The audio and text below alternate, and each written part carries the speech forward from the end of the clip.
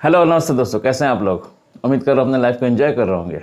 मैं हूँ गोविंद और आपका स्वागत करता हूँ अपने चैनल पर जिसका नाम है बॉली बच्चन।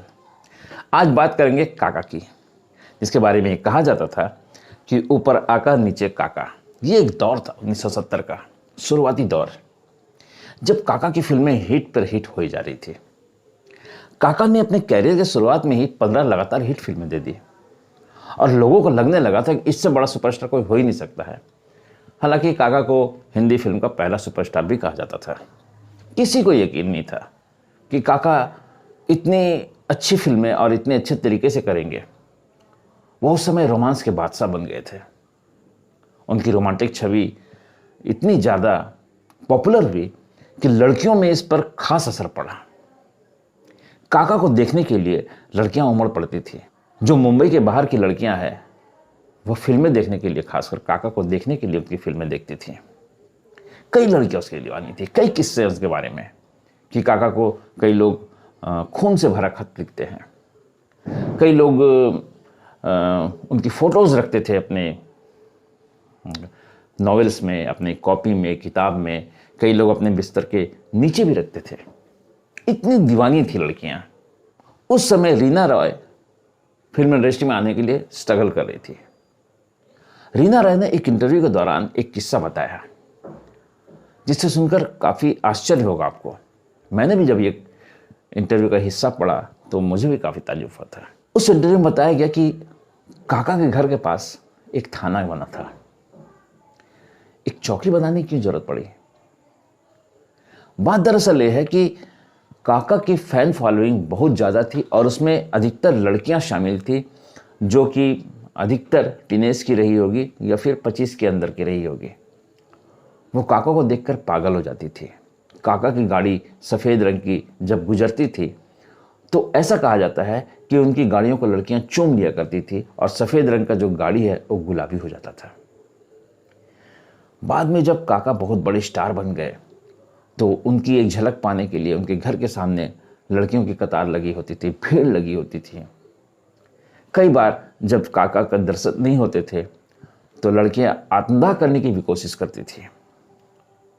जब ये बात पूरी तरह से फैल गई और सबको ये लगने लगा कि कोई ना कोई हादसा जरूर होगा काका के बंगले के सामने में, तो ऐसे में वहाँ के प्रशासन को एक सख्त कदम उठाना पड़ा। हालांकि वे किसी के फैंस को रोक तो नहीं सकते हैं।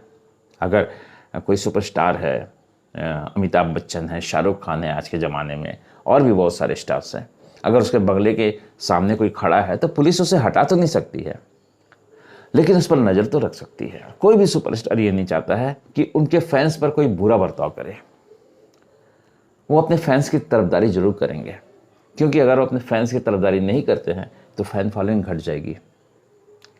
ऐसे में प्रशासन को एक सख्त कदम ये उठाना पड़ा कि काका के बंगले के सामने एक चौकी बना दिया गया पुलिस का, जहां पर पुलिस रहकर पहरा देती थी, ताकि कोई भी लड़की आवेश में आकर आत्मदाह की कोशिश ना कर ले या कोई ऐसा कदम ना उठा ले जिससे उसकी ज़िंदगी खतरे में पड़ जाए।